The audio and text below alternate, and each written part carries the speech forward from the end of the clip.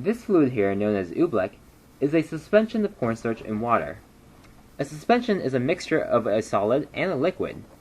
In this case here, cornstarch is going to be our solid, and water is going to be our liquid. Cornstarch is a large, blocky molecule, which we will symbolize with rectangles in our drawings.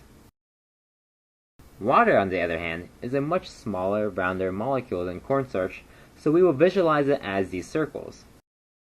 When we combine these two, we get a suspension. Each cornstarch molecule is surrounded by water molecules. As you can see, the water molecules are a lot smaller than the cornstarch molecules.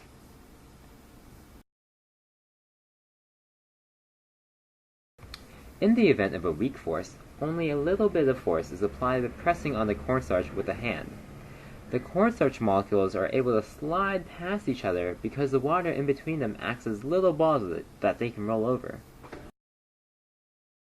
But during a strong force, when I apply a lot of force, the water molecules are pushed out from in between the cornstarch molecules. This creates an area that is almost entirely cornstarch. For the suspension to behave as a non-Newtonian fluid, the ratio of cornstarch molecules to water molecules needs to be within a certain range. If there are too many water molecules, then the suspension will behave as a liquid. And if there are too many cornstarch molecules, the suspension will behave as a solid because there is not enough water molecules in between the cornstarch molecules for them to slide past each other. In this area, there is now a majority of cornstarch molecules, so it behaves as a solid. Hitting it with my hand is practically the same thing as hitting a hard surface.